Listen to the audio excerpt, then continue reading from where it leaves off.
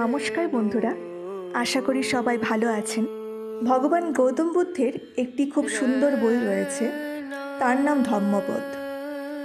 আর এই বইটি থেকে আমি এমন একটি শ্লোক নিয়ে আজ কথা বলবো, যেটা আমাদের পরিবার, সমাজ, শিক্ষক প্রায় সবার মাধ্যমেই আমাদের অবচেতন মনে এমনভাবে তিলে তিলে স্থাপন করা হয়েছে, যার থেকে বের হওয়া খুবই দুঃসাধ্য।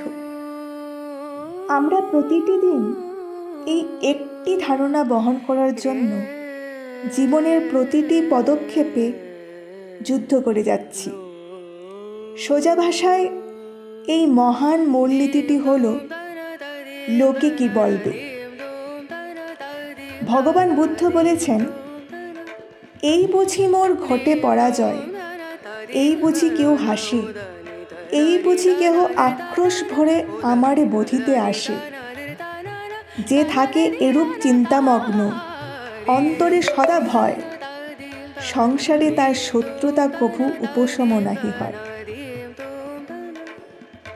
সত্যি কথা বলতে, এই তত্ত্বটিকে মাথায় রাখার জন্য আমিও আমার জীবনের অধিকাংশ সময় নষ্ট করে দিয়েছি।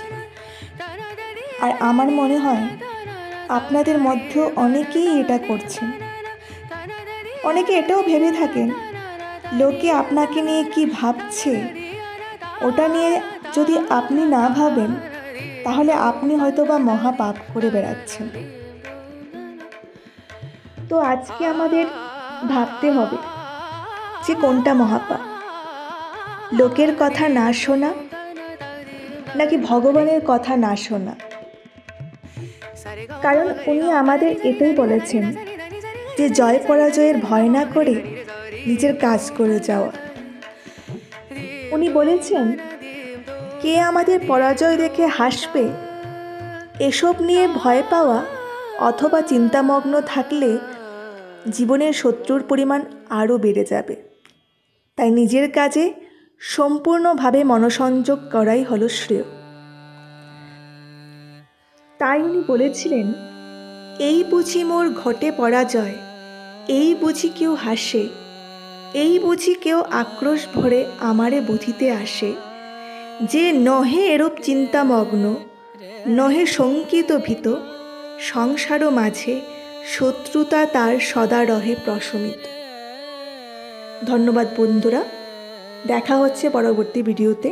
ততক্ষণে আপনারা আমার এই ভিডিওটি উপভোগ করুন। ভালো থাকবেন সবাই, সুস্থ থাকবেন। আর যদি আমার ভিডিওগুলো আপনাদের ভালো লাগে, তাহলে অবশ্যই লাইক এবং সাবস্ক্রাইব করে আমার পাশে থাকুন।